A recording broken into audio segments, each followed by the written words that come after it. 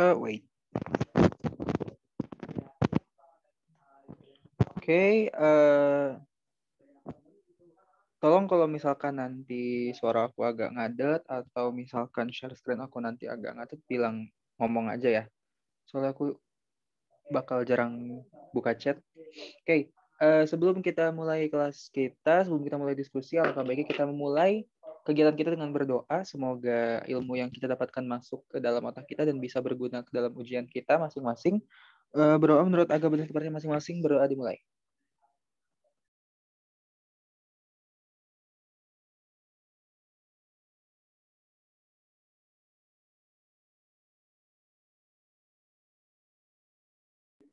Oke, berdoa tidak pernah selesai, berdoa dilanjut di lain waktu. Oke, sebelumnya kita kenalan kali ya. Sebelumnya kenalin, aku Argia dari FMIPA ITB 20 dan aku ditemenin sama Putri. Kenalan dulu dong, Put. Halo semuanya, kenalin nama aku Putri dari FTUI 2020. Halo, oke jadi, nah hari ini kalian ditemenin sama ITB X UI, anjay. Keren banget gue sama lu, Put. Tapi kita Oke. ngajarin bahasanya utuh. Gak apa-apa Iya, ya bener guys. juga. Gak apa-apa, udah gak apa-apa. Oke, eh, oke, sebelum kita mulai, aku nanya teman-teman udah ada megang soal semua ya, udah di-share di Discord juga kalau nggak salah itu. Terus Yoi. udah nyoba ngerjain lah ya harusnya, biar ibaratnya sekarang buat kalian dicocok-cocokin gitu loh. Jadi biar nggak tiba-tiba banget terus kayak bingung ntar bahas apa gitu. Wait, let me open the documents. Oke, bentar aku share screen juga. Screen. Oke, dah keluar ya screen-nya ya. Kalau misalkan screen-nya agak nggak ada tuh gimana, bilang aja. Oke, sebelumnya teman-teman harusnya aku itu bahas nomor 26, 10 nomor terakhir ya. Tapi karena aku kalau takutnya misalkan nanti malam atau kalau misalkan dilanjut di lain waktu aku nggak bisa. Jadi aku akan bahas nomor terakhirnya dulu, nanti dilanjut sama Putri ya buat 10 nomor Iya yang guys. pertama. Ya, Gitu, nggak jadi apa-apa ya. jadi kita bahasnya 10 nomor terakhir dulu. Dari nomor Ntar 26 sampai mungkin nomor next. 35 ya. Bentar. Yes. Oke. Sip. Oke. Oke, kita bahas nomor 26 dulu. Oke. Di nomor 26 dia bilang ada 2 buah bola, masing-masing masanya 1 gram katanya. Nah, masing-masing masanya 1 gram ini diberi muatan sama besar. Lalu diletakkan sejauh 3 cm satu dengan yang lainnya. Ketika dilepaskan, masing-masing bola itu mengalami percepatan 144 meter per sekon kuadrat. Berapakah besar muatan yang diberikan pada masing-masing bola? Oke, kita bakal highlight dulu apa yang bakal kita cari tahu di sini dan apa yang kita tahu. Pertama kita tahu bahwa di sini ada 2 buah bola, masing-masing bermasa 1 gram. Baik. Masing-masing bermasa 1 gram. Di sini katanya diberi muatan sama besar. Muatannya sama besar. Lagi diletakkan sejauh 3 cm satu dengan yang lainnya. Ketika dilepaskan, masing-masing bola mengalami percepatan. Sebesar sekian. Berapakah besar muatan yang diberikan pada masing-masing bola? Oke. Kita breakdown soalnya. Aku pindah page. Kita breakdown soalnya nomor 26. Kalau misalkan aku kecepatan atau tulisannya nggak kebaca atau ya problems selain itu bilang aja ya. Oke. Tadi yang kita tahu adalah kalian boleh sambil lihat soalnya lagi. Kita punya 2 buah bola, dia masanya masing-masing itu 1 gram. Kemudian kita punya jarak antara bola tersebut R-nya itu sama dengan 3 cm. Kemudian kita punya percepatan dari kedua bola tersebut masing-masing adalah 144 meter per sekon kuadrat. Gitu.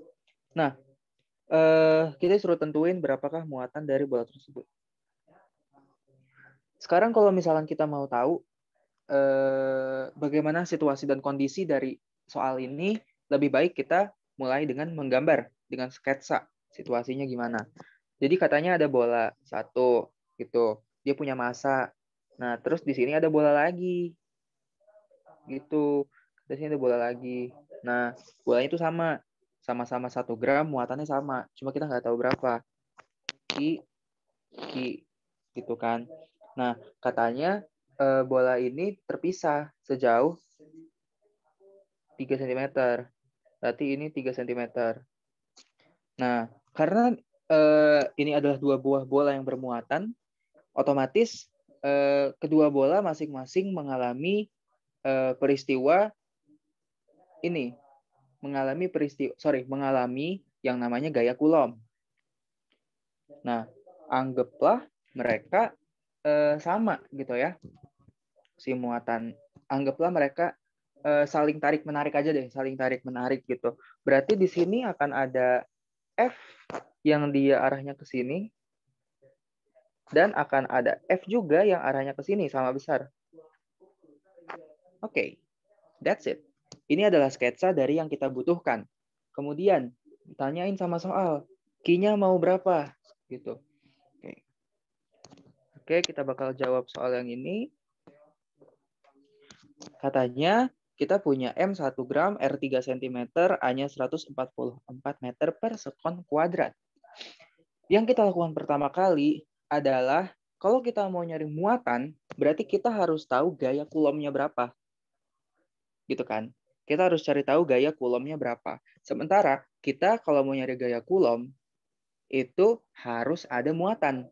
Kebayang nggak? Jadi kita tuh mau nyari muatan, tapi harus ada gaya Coulomb. Gitu. Tapi ketika kita mau nyari gaya Coulomb, kita harus punya muatan terlebih dahulu. Nah, karena ini kita nggak tahu muatannya berapa, ini kita nggak tahu nih muatannya berapa nih. Kita nggak tahu muatannya berapa. Berarti kita harus mencari F dengan cara lain. F itu dinyatakan bisa dengan berbagai cara. Pertama, hukum Coulomb, kemudian hukum Newton, atau mungkin nanti ada hukum-hukum lainnya gitu. Misalkan hukum Archimedes gitu. Dia menyatakan gaya apung ya kalau nggak salah, Archimedes. Terus masih banyak lah pokoknya. Nah, dan gaya-gaya lain. Nah, sekarang kita mau cari tahu gayanya itu berapa. Nah, yang diketahui di soal apa? Yang diketahui di soal adalah, oh ternyata soal ini ngasih tahu kita terkait sama percepatannya. Ini percepatannya segini nih, 144 meter per sekon kuadrat. Berarti apa yang menghubungkan percepatan dengan gaya? Gitu. Kita pikirannya kayak gitu. Apa yang menghubungkan gaya dengan percepatan? Tentu saja yang menghubungkan keduanya itu adalah hukum Newton, gitu kan? Nah, hukum Newton. Terus setelah kita dapat hukum Newton, kan menurut hukum Newton yang kedua, ketika ada suatu benda yang bergerak dengan percepatan tertentu, ketika ada suatu benda mengalami gaya tertentu, nah dia itu akan namanya mengalami percepatan, gitu kan? Atau ya kalian biasanya nyebut secara singkat F sama dengan MA. Nah, berarti ketika dia punya percepatan, otomatis ada gaya yang bekerja di situ. Nah, gaya yang bekerja itu apa? Gaya yang bekerja otomatis sama dengan gaya Coulomb. Dengan gaya tarik-menarik antara dua bola tersebut, dua bola bermuatan. Oke, sekarang kita hitung dulu gayanya berapa. F sama dengan M-nya tadi 1 gram. Berarti 1 dikali 10 pangkat min 3. A-nya A-nya karena dia percepatan, kita langsung tahu ya, dari atas sudah ada 144 meter per sekon kuadrat. Gitu kan. Ini tuh kayak, kalau kalian bingung, ini apa sih maksudnya meter per sekon kuadrat tuh? Jadi tuh, kan percepatan itu adalah perubahan kecepatan ya. Gitu. Jadi, perubahan kecepatannya itu dalam satuan sekon. Gitu. Jadi, ketika kita mau cari tahu berapa perubahan kecepatannya, ya meter per sekon gitu. Jadi ini nanti akan sama dengan meter per sekon kuadrat. Itu asal usulnya kenapa dia meter per sekon kuadrat. Jadi bukan berubah sekian meter setiap kuadrat detik gitu ya. Jadi definisinya agak berbeda kalau gitu. Kemudian kita udah tahu ya, M dikali A tadi udah nemu. Kita hitung sekarang F sama dengan 144 dikali 10 pangkat min 3 Newton. Gitu. Nah, ini itu adalah besar F yang ini, sama kayak besar F yang ini. Nah, besar F yang ini disebabkan oleh gaya Coulomb. Hukum Coulomb. Berarti sekarang kita transformasi. Pakai hukum Coulomb. Hukum Coulomb apa? F sama dengan K Q1 Q2 per R kuadrat. Ya, kalian biasa nyebut kaki ku retak-retak, kaki ku remuk-remuk, itu terserah lah. Kalau kalian bilang jembatan keledai ya. Jadi, F sama dengan K Q1 Q2 per R kuadrat. Nah, tapi dari soal, tadi kita bilang, 2 buah bola, masing-masing masanya 1 gram, diberi muatan sama besar. Ini nih yang harus kita garis bawahi. Muatan itu sama besar. Berarti di sini Q1 sama dengan Q2, sama dengan Q. Otomatis bisa kita substitusi aja. Jadi F sama dengan K Q kuadrat per R kuadrat. Nah, ini tinggal kita ubah bentuknya aja. Jadi Q sama dengan akar F R kuadrat per K. Gitu. Ketika kita udah dapet F-nya, R-nya udah ada, K-nya konstanta gitu kan. Ya kita tinggal masukin aja gitu. Sebenarnya ini juga cukup mudah sih ini perhitungannya. Oke, 144 dikali 10 pangkat min 3, ini F-nya ya teman-teman. R-nya tadi berapa? R-nya 3 cm.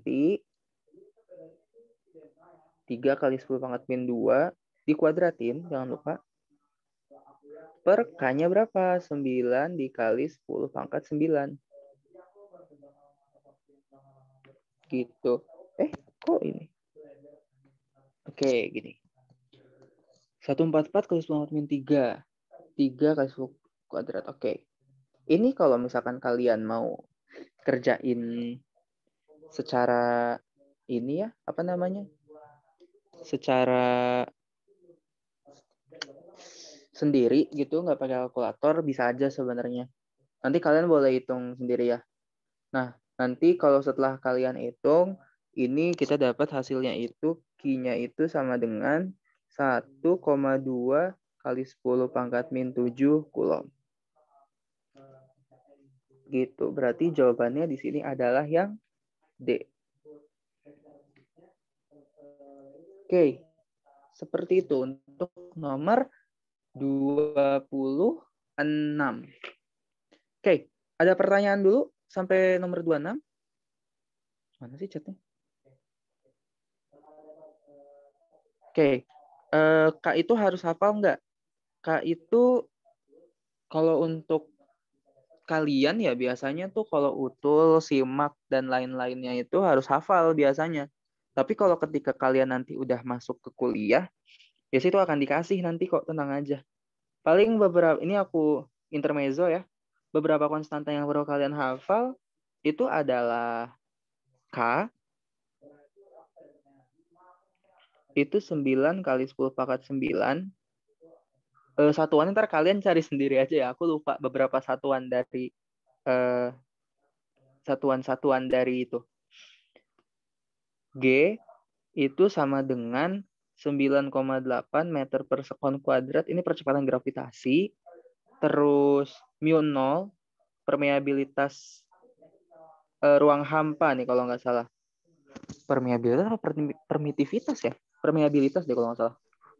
Ini tuh 4pi dikali 10 pangkat min 7. Terus ada lagi C, kecepatan cahaya 3 kali 10 pangkat 8 meter per sekon. Ini konstanta Coulomb. Ini percepatan gravitasi.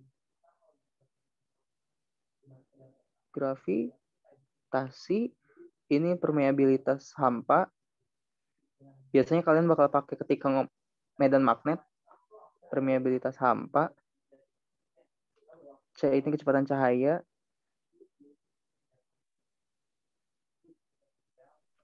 Terus BTW apa? itu Gia, kalau kalian lihat soal utul ya, di soal utul tuh kalau di soalnya tuh kayak dikasih itu loh, dikasih tabel catatan konstantanya. Oh, tabel konstanta ya. Kalau utul dahulu kurang tahu, tapi utul sekarang. Tapi tetap hafalin ya guys. Penting soalnya. C KG mu 0 C epsilon 0 juga sebenarnya bakal kepake, tapi aku lupa berapa. Epsilon 0 itu permitivitas. Tapi jarang deh epsilon. Iya, agak jarang. Tapi ketika kalian butuh buat listrik, kadang suka kepake gitu buat medan atau apa. Yes, tapi jarang sih, emang jarang kepake dibanding mu 0 ya.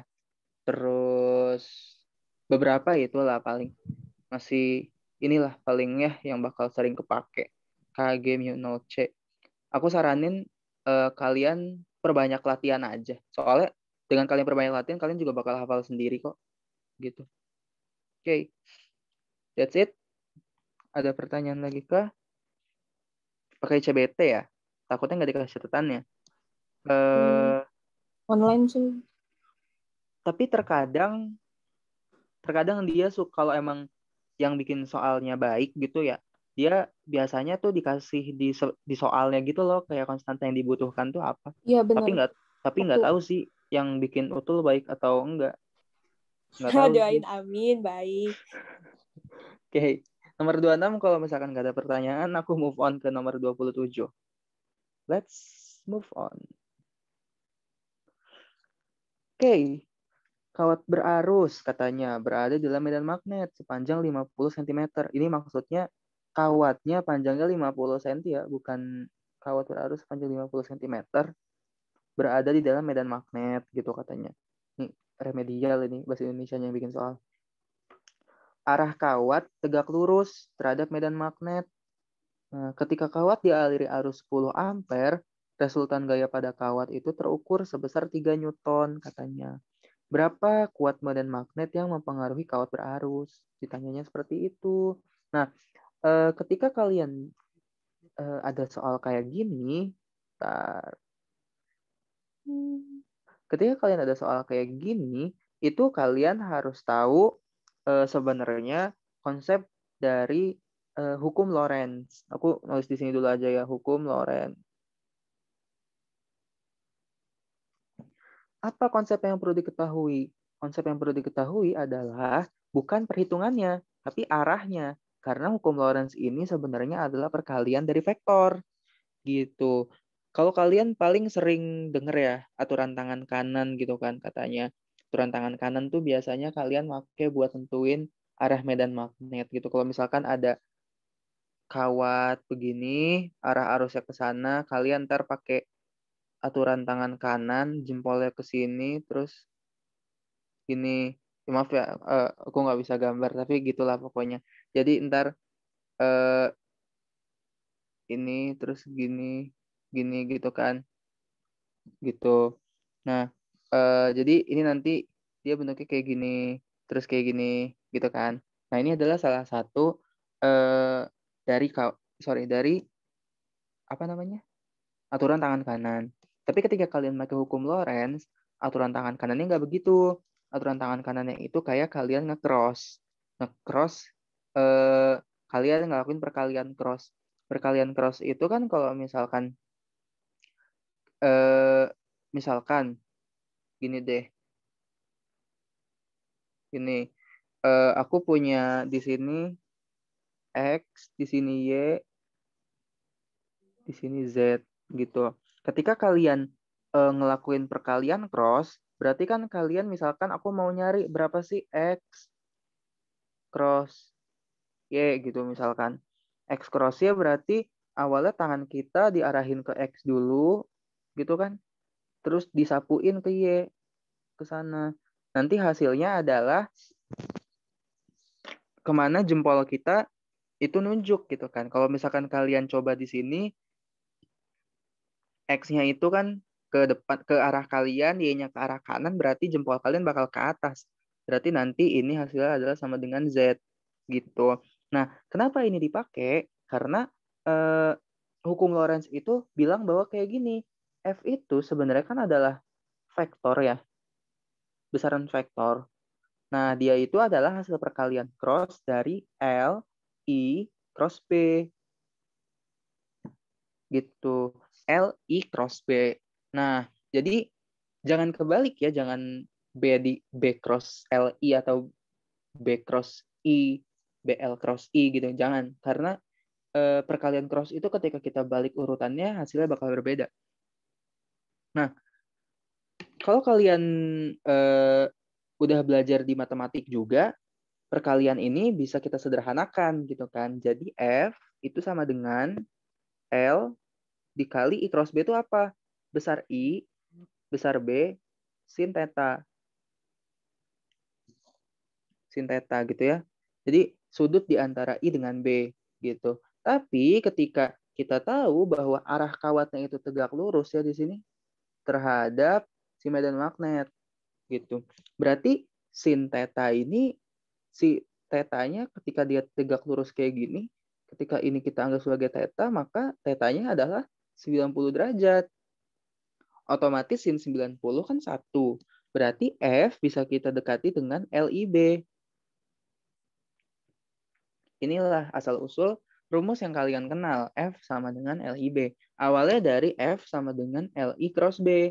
Gitu. Terus IB-nya, I cross B-nya dipecah, diidentifikasi jadi IB sin theta. Ketika kawatnya tegak lurus sama si medan magnetnya, tetanya sama dengan 90, sin theta sama dengan 1 gitu kan. Tapi ketika dia nggak 90, sin tetanya nggak boleh dihilangin teman-teman. Itu harus tetap dimasukin. Karena itu bakal berpengaruh sama hasil F-nya nanti. Gitu. Wait, tadi soalnya apa? Oke, kita bahas sekarang.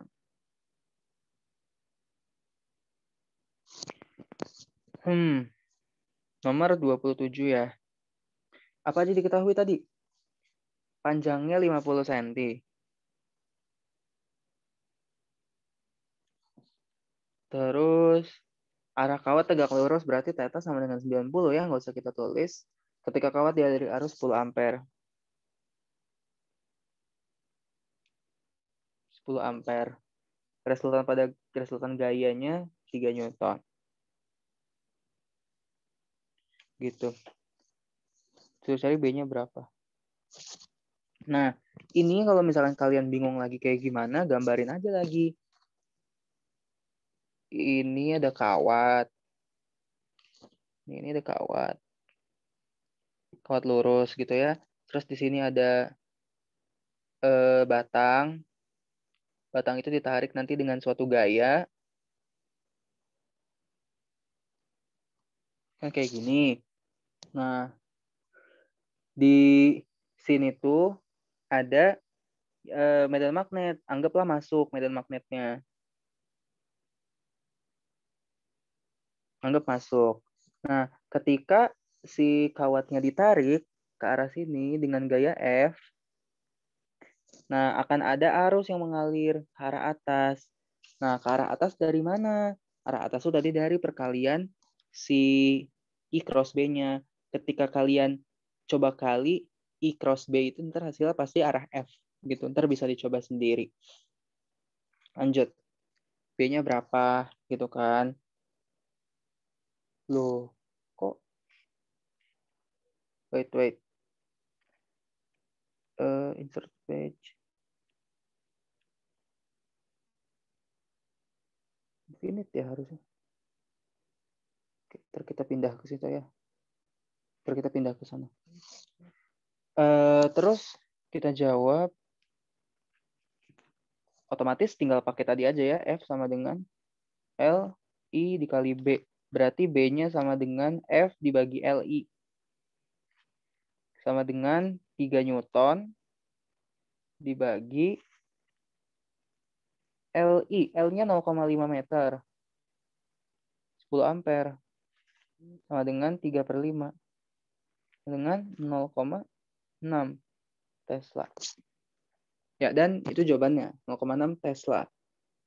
Nih. Gitu. Buat nomor 27. Ada pertanyaan nggak? Oke.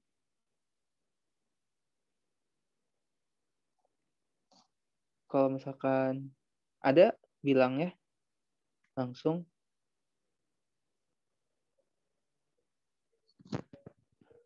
Oke.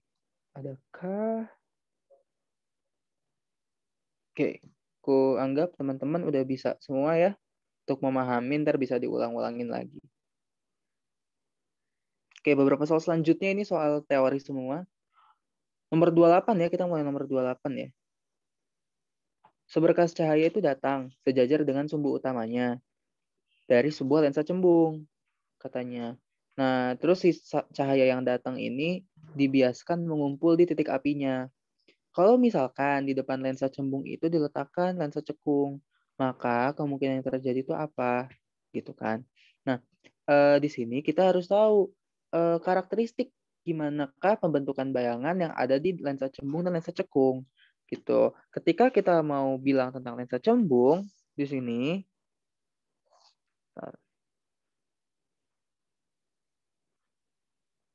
ketika kita mau bilang tentang lensa cembung,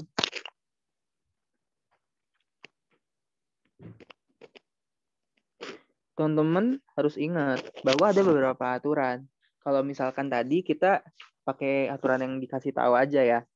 Aturan yang tadi katanya kalau misalkan ini lensa cembung kan kayak gini. Kan gini, lensa cembung. Nah, katanya ketika ada cahaya yang datang sejajar sumbu utama, sumbu utama tuh yang ini ya. Ini adalah sumbu utama. Itu menuju lensa cembung, dibiaskan tuh diteruskan tapi dibelokin sehingga dibiaskan mengumpul di titik apinya. Titik api atau titik fokus dari lensa cembung, titik fokus dari lensa itu selalu ditemukan di dalam. Ibaratnya tuh ketika ditemukan di kelengkungannya. Kelengkungannya tuh ngadep kemana gitu. Ini kan kelengkungannya ngadep ke kanan. Berarti otomatis titik fokusnya tuh adanya di sebelah sini. Ini F. Ketika kelengkungannya begini, fokusnya di sini. Gitu. Jadi jangan bingung. Itu udah hak patennya seperti itu. Next, kita lanjut. Katanya tadi kalau ada cahaya datang sejajar dengan sumbu utama,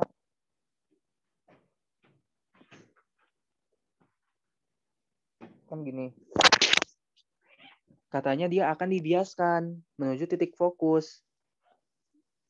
Berarti akan ada cahaya yang dia itu dibelokkan gitu kan ke belakang gitu. Jadi ntar kayak gini. Kayak gitu. Sama halnya ketika kalian datengin cahayanya dari bagian dari sebelah bawah cerminnya. Kan gini. Gitu. Kan gini.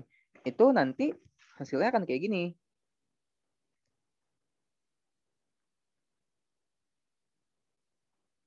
Kayak gitu. Jadi ini adalah karakteristik dari lensa cembung. Gitu. Nah, lensa cembung ketika dia ada cahayanya yang datang itu seakan-akan dia datang ke titik fokusnya. Misalkan ini aku bikin lagi. Wait. Ketika cahaya yang datang itu ibaratnya menuju titik fokus, gini, sekarang titik fokusnya ada di sini.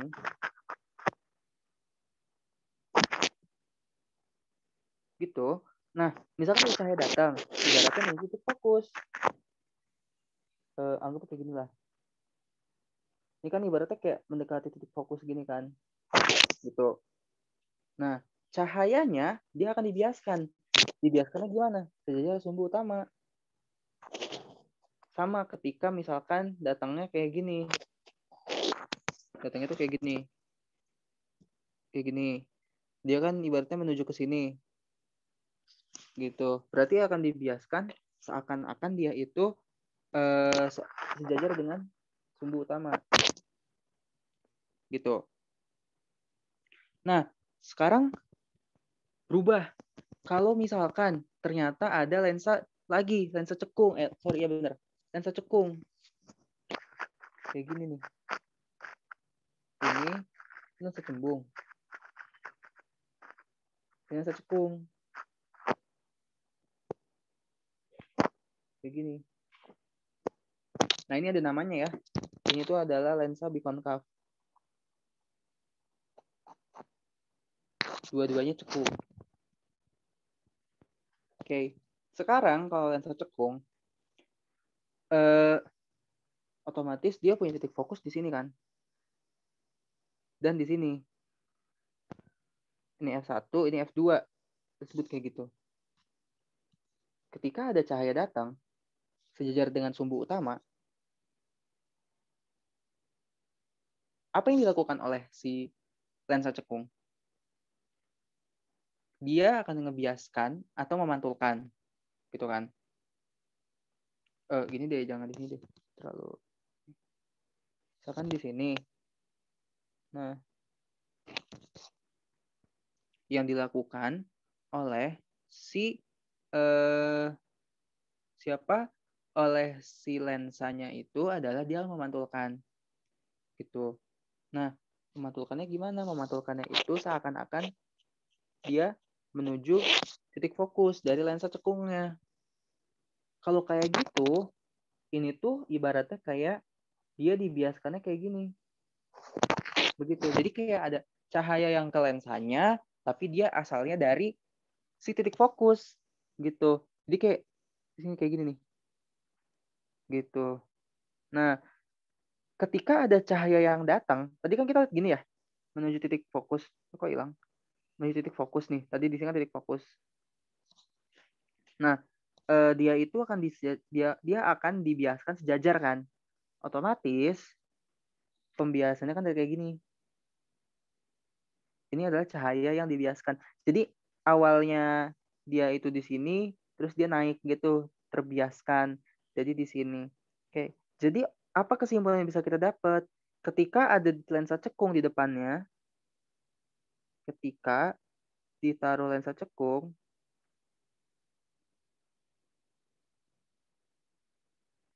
ibaratnya image yang dibiaskan itu, berkas yang dibiaskan itu asalnya dari titik fokus si lensa cekungnya.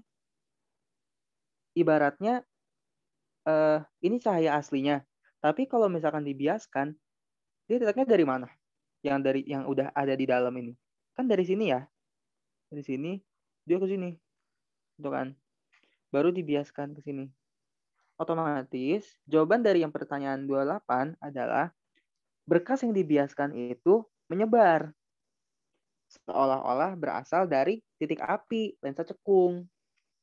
Jadi jawabannya yang E. Gitu. Jadi dia menyebar. Kalau ada yang datang di sini, dia ke sini. Ini terbiaskan ke sini. Dia ke sini lagi. Dan begini, terjadi ke sini, begini. Jadi disebarkan gitu. Bukan dikumpulkan. Kalau dikumpulkan ketika ada datang begini, dipantulkan ke sini. Sini, pantulkan. Sini, pantulkan lagi. Itu dikumpulkan. Tapi kalau yang ini, dia bentuknya disebar.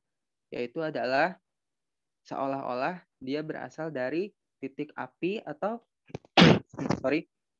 titik api atau titik fokus dari si lensa cekung. Seperti itu. buat nomor 28. Oke, jadi jawabannya adalah yang E. Oke, ada pertanyaan kah teman-teman?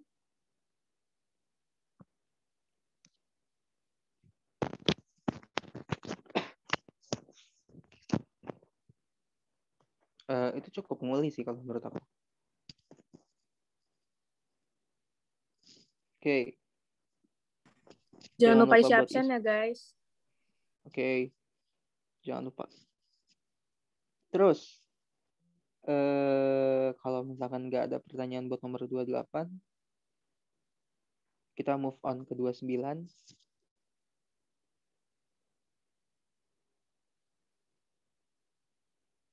Mungkin aku kerjain di sini aja lah ya, gitu ya. Suatu lubang, bentar. Suatu lubang disinari berkas cahaya dengan panjang gelombangnya itu lambda 500 nanometer.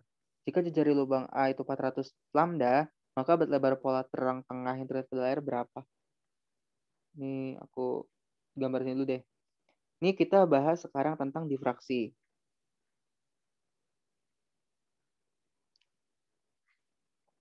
Di difraksi, teman-teman akan ketemu pola, yaitu seperti ini. Wait. Jadi di sini ada suatu celah, disebut sebagai misalkan celah S1, celah S aja, karena dia nggak ada banyak. Ada sini ada layar, gitu ya. Jarak dari sini ke layar, jarak dari cahaya ke layar, sumber ke layar adalah L. Dengan ini tuh ketebalannya atau lebarnya adalah A.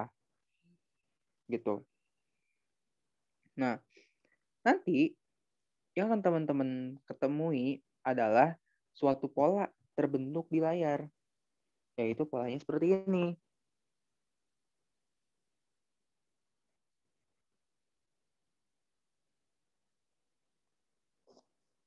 Jelek sih.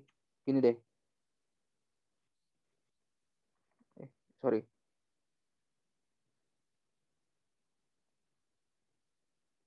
Ya gitulah. Nah, kalau misalkan kalian tarik garis dari sini, itu disebut sebagai terang pusat.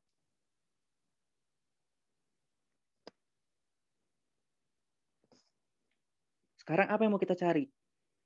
Yang mau kita cari adalah berapa sih lebarnya ini? Berapa sih lebarnya ini? Nah ini. Berapa sih lebarnya dari titik ini? Nih, titik sini.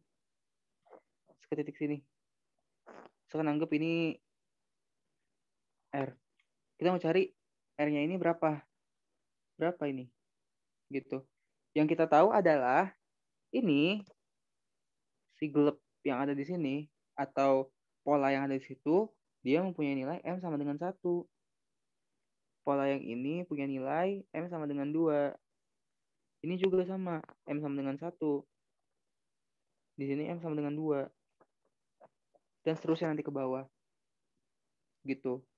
Nah, jadi yang mau kita cari itu apa? Kita harus ingat bahwa di sini ada lebar. Ada Y. Yaitu apa? Yaitu adalah jarak pola ke terang pusat. Gitu. Nah, sekarang kita balik ke sini.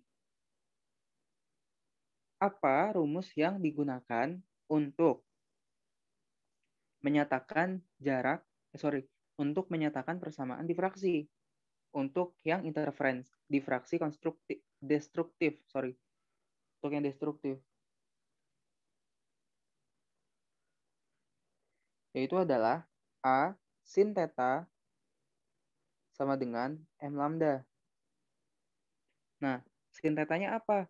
Sin theta itu tuh ketika kalian tadi di sini, kalian tarik garis sini, terus kalian tarik garis ke sini misalkan, kalian hubungin, ini tuh adalah theta. Tapi biasanya theta tuh kecil banget. Nah, karena tetanya itu sangat kecil, bahkan kurang dari 1 derajat biasanya, maka si sin theta ini bisa didekati dengan tangan theta. Atau ketika sangat kecil, ini bisa didekati dengan theta juga, tapi dalam radian. Jadi bukan dalam derajat, dalam radian. Yang kita punya apa? Ya pakai tangan theta aja. Pakai tangan theta aja.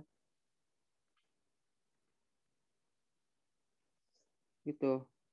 Pakai tangan theta ya. Tangan theta itu apa? Tangan theta didefinisikan sebagai berapa depannya dibagi berapa sampingnya. Berarti ini jadi Y per L. Gitu. Itulah asal-usul teman-teman punya persamaan A Y per L sama dengan M lambda. Nah, yang mau kita cari apa? Tadi yang mau kita cari adalah R. Nah, sekarang kita lihat balik lagi. Apa hubungan R dengan Y? Ketika kita punya Y-nya segini, R-nya segini. Otomatis, itu kan kayak gini. Y. Nah, dari tengah ke bawah juga Y.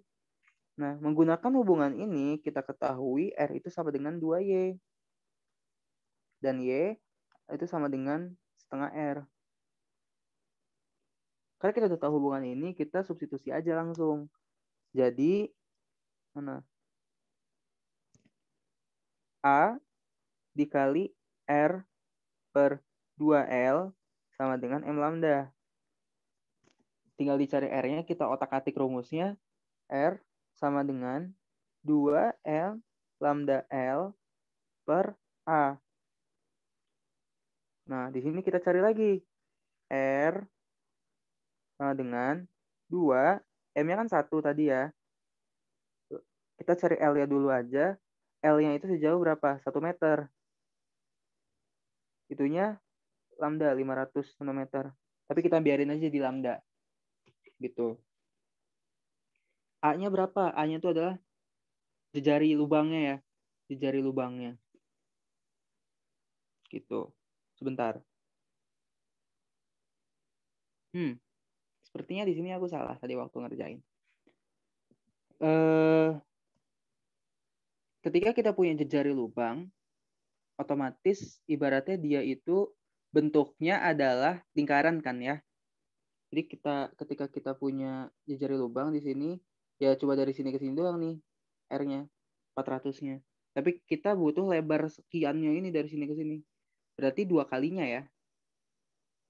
Otomatis ketika jejari lubangnya 400 lambda, maka diameter lubangnya adalah 800 lambda. Gitu. Nah, ini si lambdanya bisa kita coret.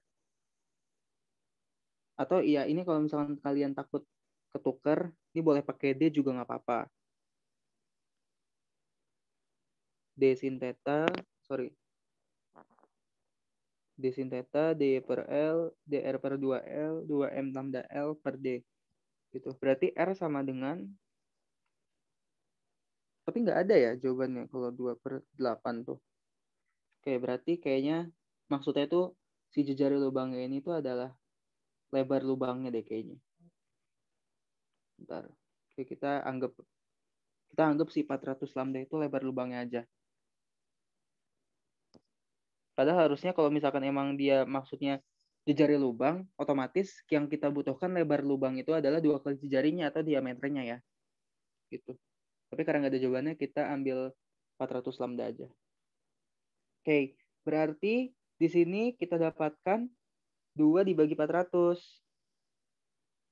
Itu sama dengan 5 dikali 10 pangkat min 3 kalau misalkan kalian tarik hitung. Atau R-nya itu sama dengan 5 milimeter. Gitu. Jawabannya yang D. Oke. Itu nomor 29. Ada pertanyaan?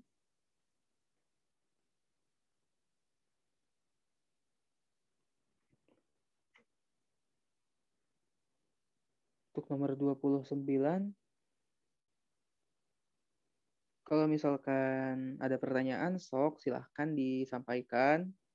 Kalau misalkan nggak ada pertanyaan, berarti udah cukup bisa, cukup jago, bisa dilatih lagi.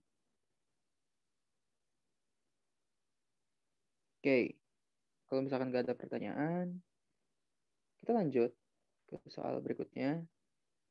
Nomor 30. Panjang lintasan optik bagi seberkas cahaya adalah perkalian antara panjang lintasan dalam medium dan indeks bias medium itu. Dalam suatu medium yang seragam, lintasan optik yang paling panjang berarti titik-titik-titik. Gitu katanya. Ya tinggal kita highlight aja sih sebenarnya ini tuh. Apa yang kita tahu? Panjang lintasan optik bagi seberkas cahaya itu merupakan, itu terlalu too much opacity. Panjang lintasan optik bagi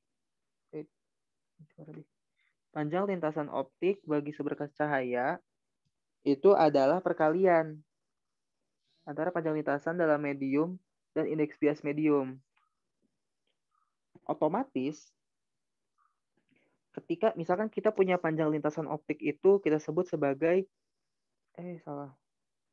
kita sebut sebagai misalkan LO lah ya, sama dengan L lintasan dalam medium dikalikan dengan indeks bias N. Otomatis karena si N ini tuh dia bentuknya 1 koma, 2 koma gitu ya. Jadi nggak akan kurang dari 1. Tandanya ketika L-nya itu semakin membesar, ketika L0-nya itu dia meningkat, otomatis si L-nya juga meningkat. Sehingga dari sini bisa kita peroleh bahwa ketika L0-nya maksimum, tandanya apa? Ketika L0-nya maksimum, L-nya juga maksimum. Dari dua fakta ini ya tinggal gampang kita nyatakan. Ketika suatu medium itu lintasan optik paling panjang, otomatis lintasan tersebut juga yang paling panjang dalam medium. Jadi ini jawabannya tuh yang A. Kenapa nggak lintasan yang melengkung? Kenapa nggak yang lurus? Kenapa nggak yang patah-patah? Karena sebenarnya nggak dipengaruhi oleh geraknya gimana-gimana. Ya kalau misalkan aku buat dari sini ke sini, gitu, lurus kayak gini, ya. Terus misalkan aku buat yang melengkung, ini, atau tiba-tiba yang patah-patah, sini, atau gini deh, salah. Nah, ke sini, nih.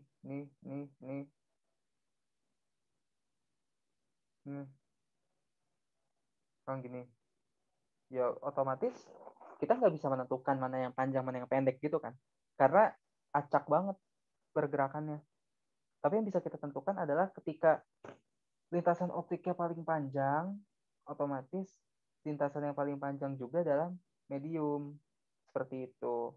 Itu untuk nomor 30. Oke, 30 ada yang mau ditanyain?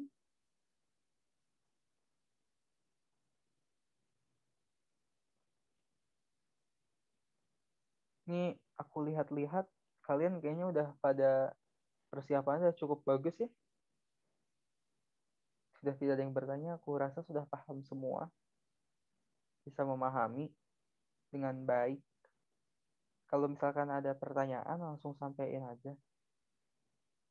Oke, aku tunggu sebentar lagi. Ketika nggak ada yang menyampaikan pertanyaan, kita lanjut ke nomor berikutnya. Napas dulu, Gia. Iya, benar juga. Ada berapa soal sih? Betul. Betul, jangan lupa guys isi itu. Bagi yang ya. belum. Oke. Kita istirahat deh 2 menit. Aku balik lagi 16.57. So, kalian yang mau minum, yang mau ngemil, nggak apa-apa ya. Kalau kalian sambil makan, nggak apa-apa. Makan aja. Atau sambil rebahan, tapi jangan rebahan ntar tidur. Kalau mau sambil minum, sok silakan. Mau sambil ngemil, nggak apa-apa. Karena aku kuliah juga sambil ngemil, sambil minum kok. Kuliahnya online ya. Tidak on cam lagi. Enak banget gak sih, Put? Ya Allah. Sombong. BTW sekalian nanya deh. Sekalian nanya dia ke tuh? ini partisipannya.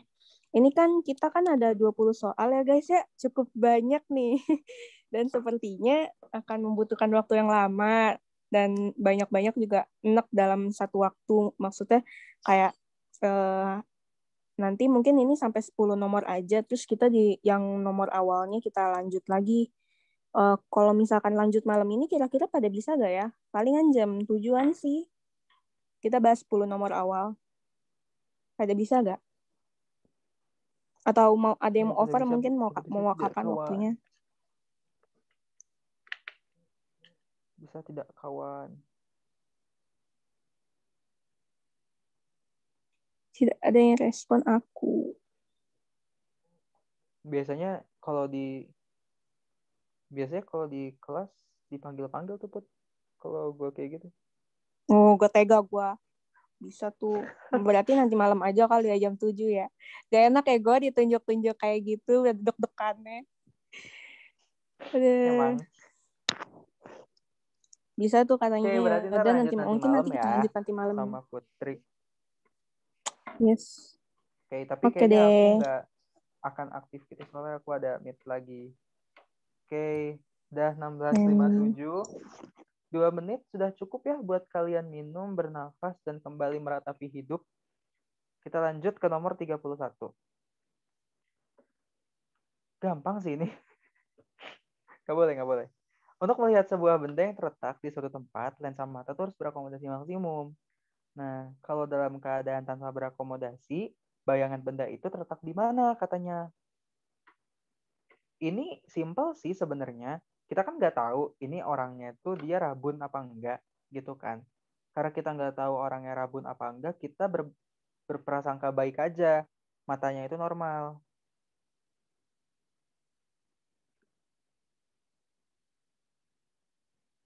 Matanya normal. Ketika matanya normal, maka kalau kita ngelihat benda, let's say kita ngelihat benda mana ya di sini deh. Nih.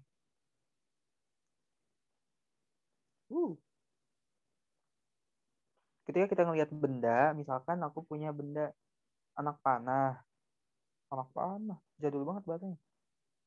Kayak gini. Terus aku punya di sini tuh kayak lensa mata ya. Ini lensa mata deh nih. Lensa mata. Terus di sini aku ibaratnya kayak punya layar. Itu adalah retina. Ini lensa mata. Ini benda. Nah, ini nanti itu akan jadi kayak gini. Kamera merah deh. Ini kan nanti akan disampaikan ke sini. Kayak gini. Ini juga. Kayak gini. Nah, otomatis kalau misalkan matanya normal, lensa mata normal, bayangan itu akan jatuh tepat di retina.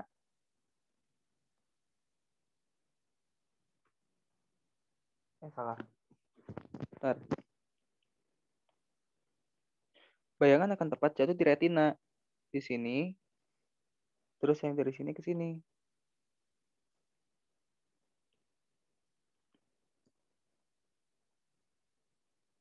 Nah, nanti si bendanya itu akan jadi seperti ini. Aku nggak main proporsi ya di sini. Salah. Benernya kan ada kayak gini. Terbalik dia bentuknya. Jadi awalnya berdiri tegak, jadi sini terbalik. Tapi jatuhnya di mana? Jatuhnya di retina dan dibalik, terbalik gitu ya bentuknya. Jadi jawaban yang buat soal nomor ini adalah dalam keadaan tanpa berakomodasi, bayangan benda itu berada di retina dan terbalik. Seperti itu.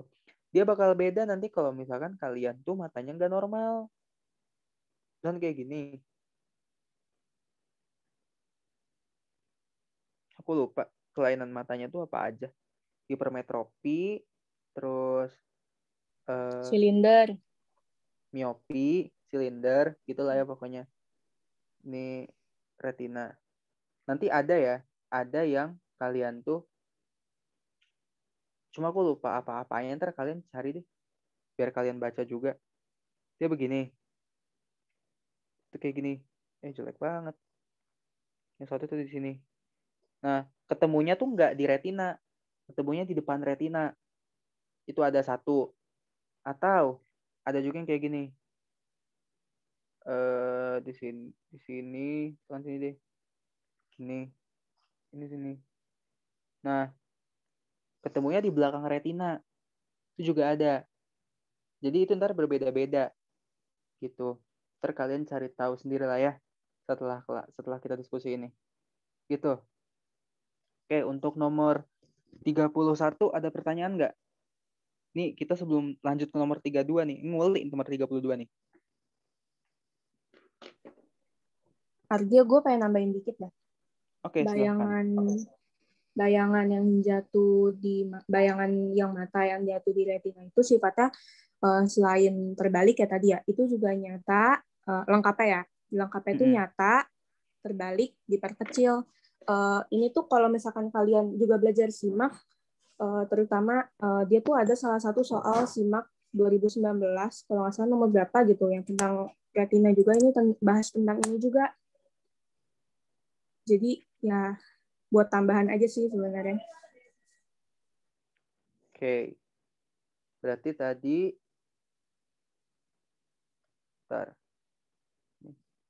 di sini.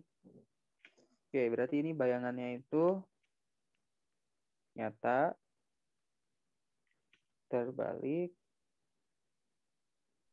Diperkecil. Tapi tuh ini khusus mata normal aja ya, dan mata normal tuh selalu gitu, selalu sifatnya tuh selalu nyata, terbalik, diperkecil untuk semua bayangan yang jatuh di retina. Ya. Oke, thank you Putri. Dan aku nambahin lagi ya. Kalau misalkan kalian lihat di sini, nyata, terbalik, diperkecil. Terus kalian mikir, loh berarti apa yang kita lihat selama ini kebalik dong. Gitu kan. Ibaratnya gini, ketika misalkan kita lihat kaca, ya bayangan yang ada di kaca adalah apa yang kita lihat kan. Maksudnya apa yang ada sebenarnya di sekitar kita. Kalau misalkan dia bentuk, kecuali kiri kanan ya, kalau atas bawahnya itu mah sama. Kan di kaca dia kayak gini. Berarti di real life dia juga kayak gini kan. Kenapa? Karena dia mayat tegak diperbesar atau mayat tegak sama besar gitu, tergantung jenisnya apa. Dia mayat tegak gitu. Tapi ketika nyata terbalik gitu. Terbalik gitu ya. Jadi kayak ibaratnya kalau dalam pikiran kita, kalau di bayangannya kayak gini, yang kita lihat ya sekarang ya, misalkan yang kita lihat ada rumah lah misalkan. Rumah gitu. Apakah rumahnya itu ntar jadi kayak gini? Gini, gini. Apakah ternyata selama ini rumah kita kebalik? Gitu. Jawabannya enggak. Tetap rumah kita tuh kayak gini. Tegak. Enggak terbalik. Karena apa? Karena ketika kita udah punya bayangan ini, nyata terbalik diperkecil, itu tuh bayangan di retina doang. Bayangan di retina ini nanti bakal diproses sama otak. Dan ketika diproses, ketika diproses sama otak, dia bakal ngebalikin lagi citranya. Jadi makanya kita ngelihat seperti apa yang kita lihat sekarang. Jadi bukan berarti kalau bayangan yang nyata terbalik, kita kayak, oh lah ini berarti kamar aku kebalik dong. Berarti ini dunia terbalik dong, dunia terbalik gitu. Enggak. Tapi ya itu, karena ada pesan dari otak kita untuk ngebalik lagi sesuai dengan apa yang terjadi di real life-nya kayak gimana. Kayak gitu. Itu sedikit intermezzo aja ya. Untuk apa namanya? Menambah wawasan teman-teman. Ardia, Oke. sorry Ah, motong. Itu ada yuk. yang nanya, katanya tidak berakomodasi itu kayak gimana? Tadi apa maksudnya? Oke. Jelasnya adalah mata berakomodasi itu kalian melotot. Gitu. Kalau kayak teropong ya, kalau kayak nggak usah teropong deh, kamera gitu. Kayak kamera. Ketika kalian megang kamera, kalian pegang biasa kamera HP, itu kamera HP-nya tidak berakomodasi. Tapi ketika kalian zoom kamera HP-nya, itu kamera HP itu melakukan akomodasi. Nah, kalau dalam mata, kalau kita biasanya ngelihat kayak gini, kayak gitu, ini nggak melotot, ini nggak berakomodasi. Tapi ketika kita ibaratnya ngelihat sesuatu lah, ngelihat orang ganteng, cantik, kita suka, doi kita gitu. Terus kita ngelihatnya dengan fokus, itu mata kita berakomodasi biasanya. Jadi itu kayak ibaratnya melihat mata berakomodasi itu melihatnya dengan lebih fokus atau secara kasarnya kita melotot gitu. Jadi itu kayak nanti akan berbeda ya perhitungannya. Biasanya kalau di mikroskop, teleskop itu nanti akan berbeda. Tapi itu bahasan untuk selanjutnya aja yang bisa kalian baca sendiri. Gitu. Udah terjawabkah dari Adel? Adalia. Ya, terjawab atau belum? Nggak ngelamun juga sih. Kalian kalau ngelihat biasa itu nggak berakomodasi. Eh, eh, ya bisa jadi kayak ngelamun gitu ya. Kalau kalian tadi kan menurut definisi kayak melihat sebuah benda terletak di suatu tempat, lensa mata harus berakomodasi maksimum. Berarti ya ketika kalian ibaratnya kayak ngelamun atau gimana, atau cuma ngelihat sekilas aja itu nggak berakomodasi. Seperti itu. Benar. Good. You get the point. Oke, udah kejawab? Oke, aku anggap sudah. Kita lanjut ke nomor 32. Paham Oke, kata dia. oke, paham. Sebelum lanjut ke nomor 32, tolong yang benci relativitas, aku mau kalian chat di kolom chat. Uh, yang benci relativitas, yang kayak nggak suka, nggak ngerti materinya apa, boleh kayak keluh kesah kalian boleh disampaikan di kolom chat kalau misalkan ada. Karena nomor 32 ini kita bakal bahas tentang relativitas. Oke, ntar aja aku cek lagi kalau misalkan ada. Oke. Relativitas ini aku bahas sedikit ya. Di sini aja deh. Di sini ya. Oke, di sini. Relativitas.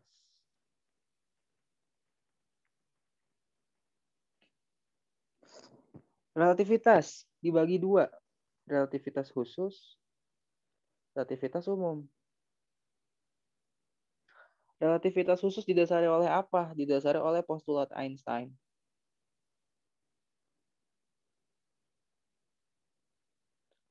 Postulat Einstein. Teori relativitas umum didasari oleh apa? Oleh teori gravitasi Einstein.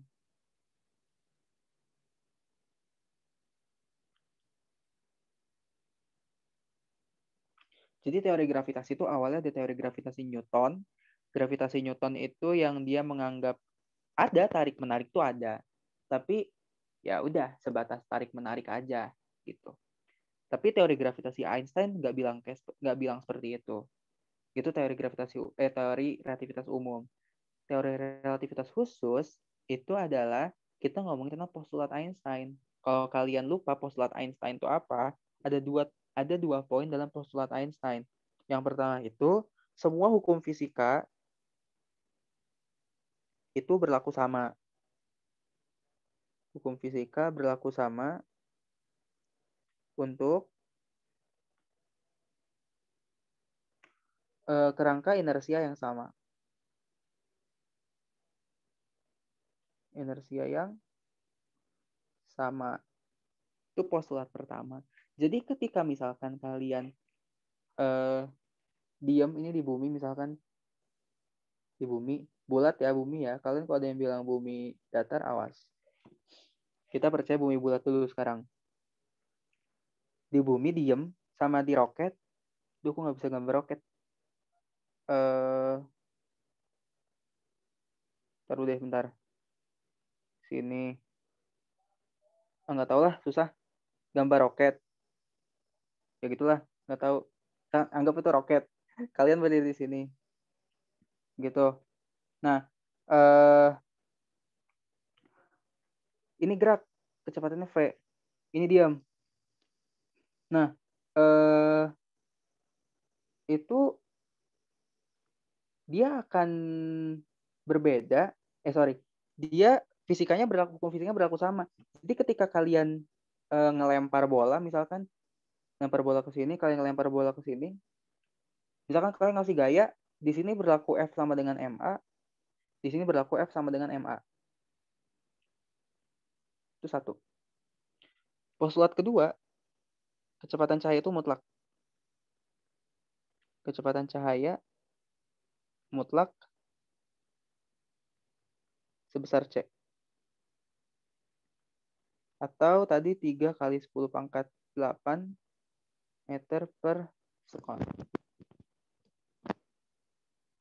Oke, sekarang ini bahas apa? Kita lihat. Kecepatan sekian melewati sebuah bangun di bumi terlihat olehnya sebagai sebuah lingkaran. Jari-jarinya 1 meter. Ternyata dilihat sama orang yang ada di bumi, itu tuh elips ternyata. Otomatis ini kita bahas sesuatu yang berkaitan dengan kontraksi panjang. Kontraksi panjang. Kontraksi panjang menyatakan apa? Menyatakan bahwa ketika misalkan orang yang diam di bumi itu melihat suatu benda dengan panjang L dilihat dari bumi,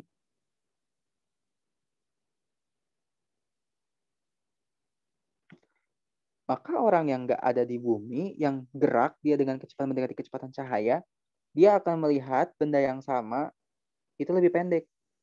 L aksen. Nah, ini L0 deh ini. Dan ini cuma L.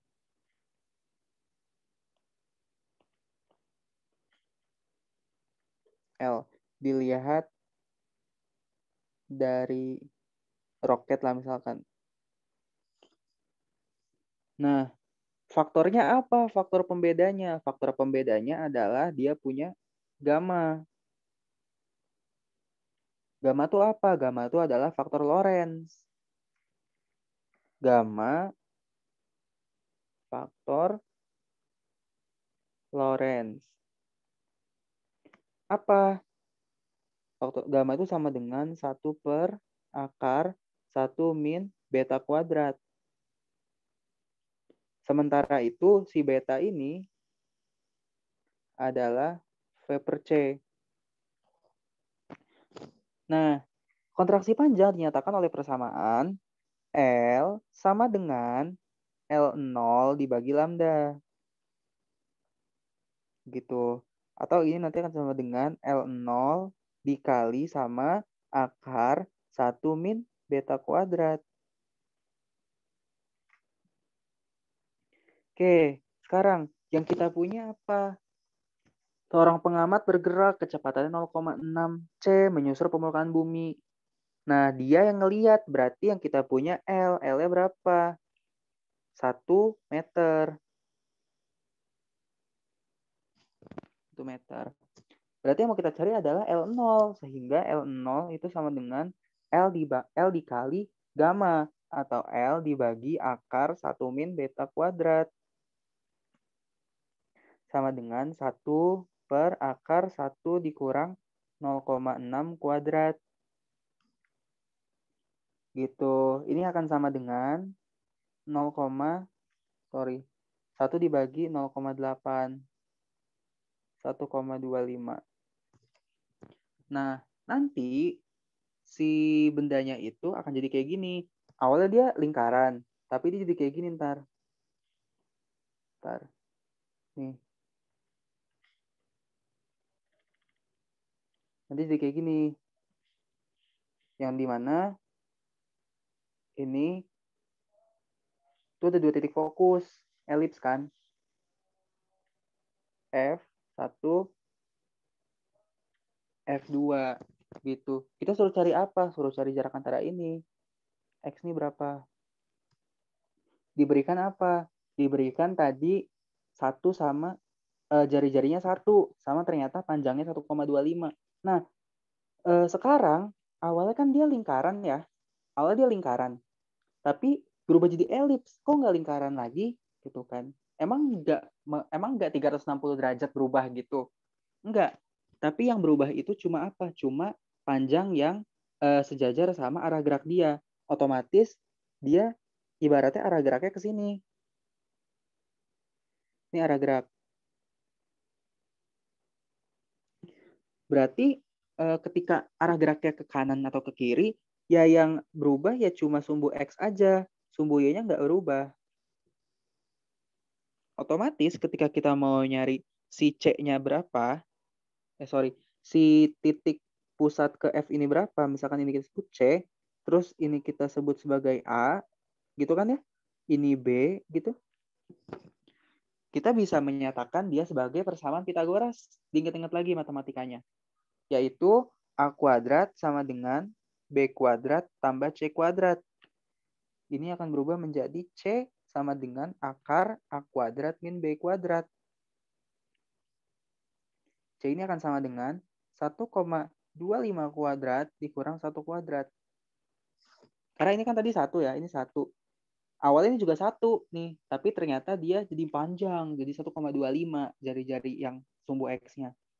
Nah, ini nanti kalau teman-teman hitung, ini akan dapat 0,75 meter. Karena X dan ini juga C gitu ya, maka dapat hubungan bahwa X itu sama dengan 2C.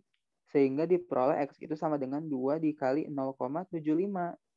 Maka X sama dengan 1,5 meter. Seperti itu. Gitu. Pokoknya kalau kontraksi panjang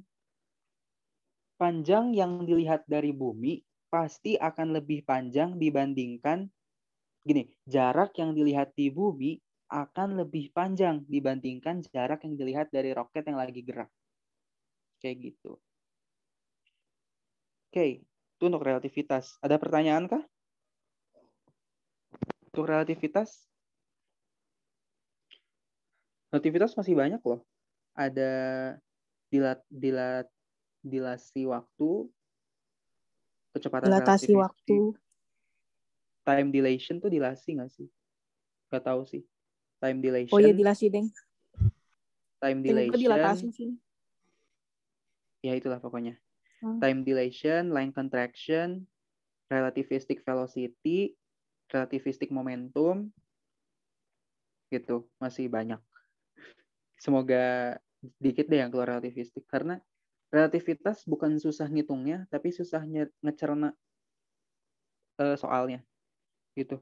Oke, kalau misalkan nggak ada yang mau bertanya terkait relativitas, aku lanjut ya ke soal berikutnya. Dikit lagi sih ini. Nomor 33. Hasil eksperimen efek Compton. Efek Compton tuh apa? Efek Compton tuh ini. Bentar. Compton scattering atau hamburan Compton.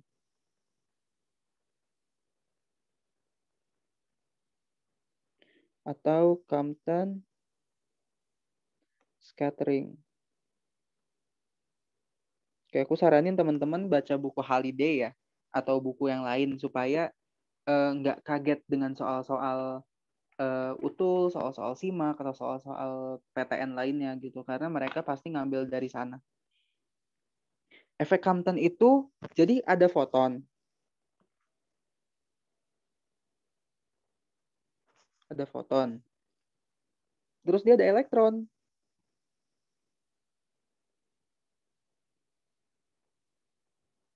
Ada elektron. Si foton ini nabrak ke elektronnya.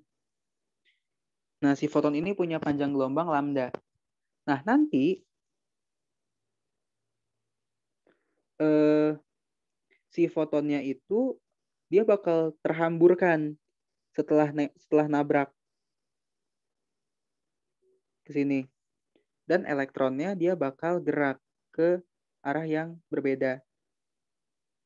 Sini misalkan, ada elektron V aksen. Nah, ini jadi dia akan terjadi perbedaan lambda aksen. Nah,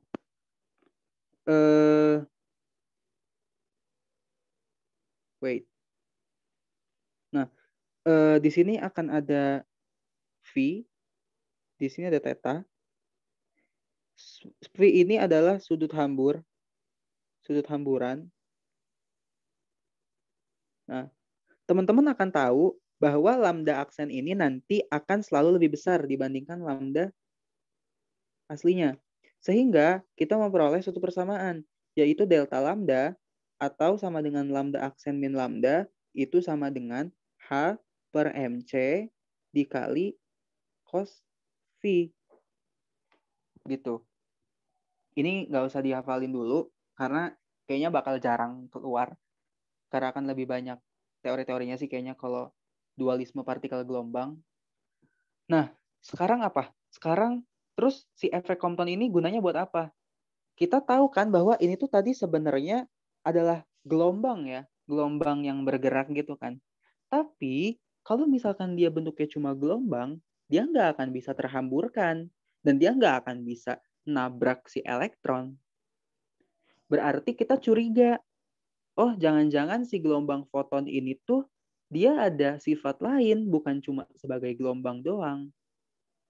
Makanya dilakukanlah efek Compton. Jadi awalnya ada orang curiga, ada bapak-bapak nih, misalkan bapak-bapak ilmuwan curiga, Pak, kayaknya saya nemuin deh Pak, si foton ini kayaknya nggak cuma gelombang doang, tapi waktu saya teliti kemarin, kayaknya dia ada gerak-gerik mencurigakan, gitu. Terus kata bapak-bapak yang lainnya, oh oke Pak, kalau gitu misalkan coba aja kita lakuin eksperimen, gitu. Akhirnya Pak Compton itu datang. Kata Pak Compton, oh iya udah saya aja gitu kan yang ngelakuin eksperimen. Akhirnya Pak Compton ngelakuin eksperimen ini. Dan akhirnya kata Pak Compton, oh iya dugaan kalian benar. Tanya gitu. Dugaan kalian benar. Soalnya ketika saya tembakin fotonnya ke elektron, dia tuh mengalami hamburan atau dia tuh terhamburkan gitu, dibelokin. Dan elektronnya pun ketabrak. Kata Pak Compton, kalau misalkan dia bukan bentuknya partikel atau dia cuma gelombang doang, itu elektronnya nggak bakal ketabrak, Pak, katanya. Tapi karena si fotonnya itu juga punya sifat partikel, makanya elektronnya bisa ketabrak, Pak, katanya gitu. Akhirnya bapak-bapak di sana setuju lah, dan akhirnya disepakati bahwa efek Compton itu membuktikan bahwa mulu. Disepakati, efek Compton itu membuktikan dan mendukung pandangan bahwa cahaya itu merupakan suatu partikel. Gitu. Oke. Gimana? Ada yang bingung nggak sama storytelling aku barusan?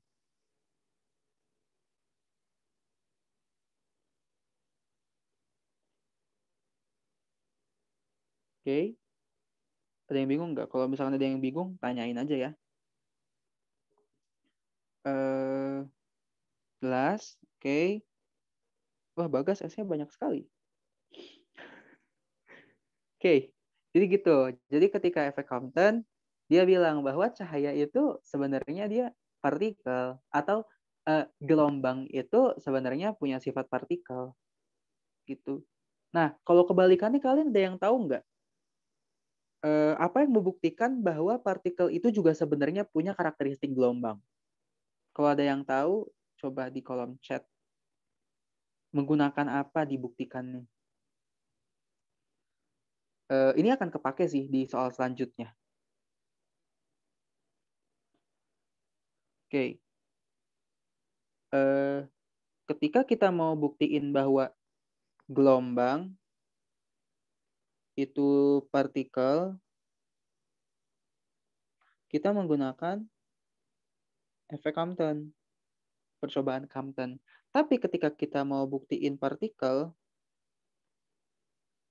dia berupa gelombang, kita pakainya adalah percobaan de Broglie. De Broglie. Makanya teman-teman pasti pernah dengar ada besaran panjang gelombang de Broglie gitu. Nah, itu membuktikan bahwa kalau tadi kan kata Pak Compton, oh saya nemu ini, ternyata gelombang itu punya sifat partikel. Pak de Broglie nggak mau kalah. Wah, Pak Compton aja bisa nemuin si gelombang jadi partikel, masa saya nggak bisa nemuin sebaliknya gitu. Sama aja kayak teman-teman tuh gini kan, kalian pernah belajar medan magnet gara-gara arus listrik gitu kan. Aku gambar di sini aja lah ya. Yang tadi lah, misalkan ada kawat, di sini ada arus I. Berarti kalau misalkan kalian mau hitung medan magnet di titik P, otomatis bisa kan? Bisa. Nah, terus ini dari listrik jadi magnet. Ini tuh oleh Pak, aku lupa. Siapa ya? Pak Lenz kalau nggak salah. Aku lupa. Ya itulah pokoknya. Itu. Nah, terus ada lagi namanya Pak Faraday. Pak Faraday bilang, wah kalau listrik aja bisa menghasilkan magnet, masa magnet nggak bisa menghasilkan listrik? Gitu. Akhirnya Pak Faraday membuktikan pakai rumus yang ini teman-teman, yaitu rumus flux. Epsilon atau GGL itu sama dengan apa? Sama dengan D flux dt min D flux dt. Ini membuktikan bahwa magnet itu bisa menghasilkan listrik. Nah, kalau ini kan tadi dia bilangnya bahwa listrik, kalau ada arus listrik dia bisa menghasilkan medan magnet. Ini ketika dia ada medan magnet dan flux medan magnetnya berubah, dia bisa menghasilkan gaya gerak listrik. Gitu. Jadi kebalikan. Jadi ada hubungan di antara mereka gitu. Oke. Segitu kalau misalkan kalian mau tahu mah. Iya benar, hipotesa de Broglie. Segitu kalau kalian mau tahu. Ntar bisa dicari tahu lebih lanjut. Oke, next. Kalau nggak ada yang mau nanya, kita lanjut. Ini sama. 34 tuh, 2 soal terakhir. Foton dari cahaya A mempunyai energi 2 kali dari energi foton cahaya B. Energi foton. Energi foton dilambangkan oleh apa? Persamaannya apa? Hc per lambda. Gitu kan. Kalau misalkan kita mau bandingin energi foton dari A dibandingkan dengan energi foton dari B, berarti EA per EB sama dengan, karena Hc ini suatu konstanta, berarti ya kita tinggal perbandingan lambda. Tapi karena dia seper lambda, berarti lambdanya dibalik ya. Jangan lupa. Berarti ini jadi lambda B per lambda A. Gitu. Nah, terus kemudian ketika kita udah tahu, kita pakai tadi hipotesa de Broglie. Hipotesa de Broglie bilang apa? Bahwa lambda itu sama dengan H dibagi momentum. Di sini deh. Hipotesa de Broglie bilang bahwa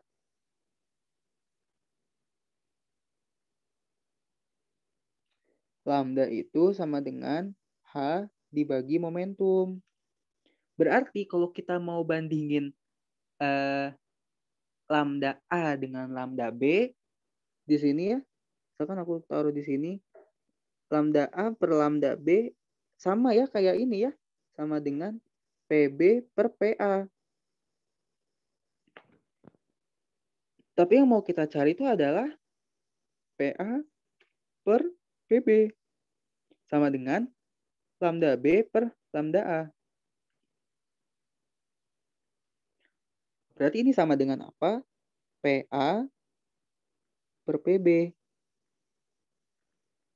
Karena ini semua sama dengan, ya kita udah tahu EA banding EB, yaitu energi dari foton A, 2 kalinya energi foton cahaya B, berarti ini 2. Sehingga diperoleh perbandingan PA per PB sama dengan 2. Seperti itu. Oke, adakah dari teman-teman yang ingin bertanya dari nomor 34?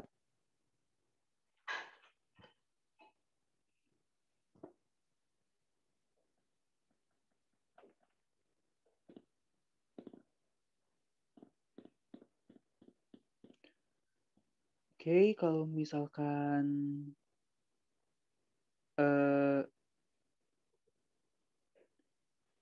nggak ada, lanjut ya. Nomor terakhir. Menurut teori atom Bohr, jika jejari orbit elektron pada keadaan N sama dengan 1 adalah sekian, jejari orbit pada keadaan N5 berapa? Ini kita menggunakan rumus R sama dengan N di N kuadrat dikali R0.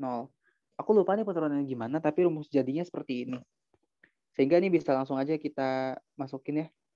5 kuadrat dikali 0,0529. Nah, dengan 25 dikali 0,0529. Ini kalau teman-teman ntar hitung di kalkulator, ini hasilnya 1,32 nanometer. Gitu. Nomor 35. Gampang kan nomor terakhir-terakhir? Cuma masukin angka. Oke. Dari nomor-nomor yang udah kita bahas, teman-teman, dari nomor 26 sampai 35, sebelum kita suspend diskusi kita, ada yang mau ditanyain dulu nggak?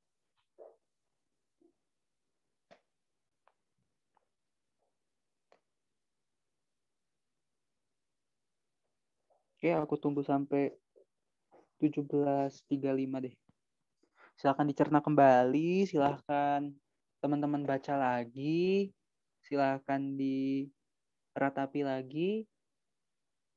Masih ada waktu ya. Utul tuh tanggal berapa?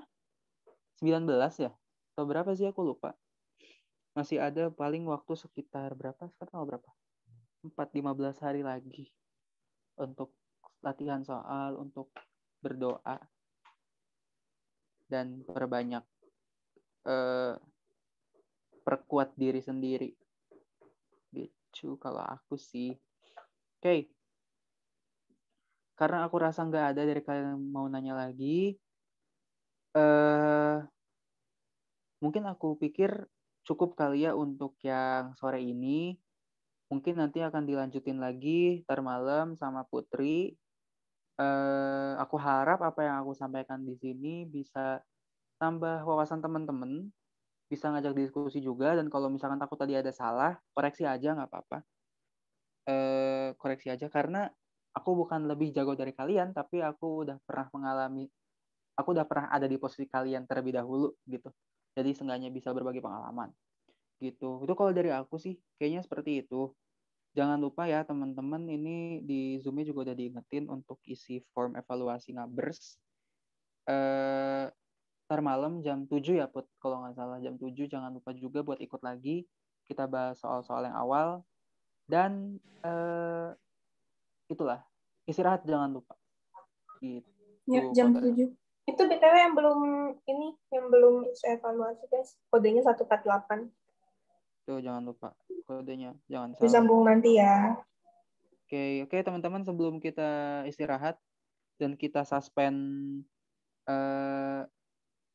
diskusi kita hari ini kita tutup dengan, karena kita tadi mulai dengan doa, maka kita tutup lagi dengan doa.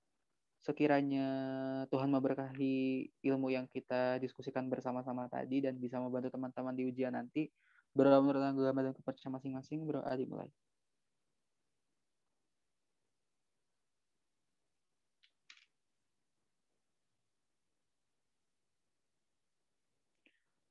Berdoa tidak pernah selesai, berdoa dilanjut di lain waktu. Oke, sekali lagi terima kasih buat teman-teman yang udah menyempatkan waktunya buat hadir sore ini.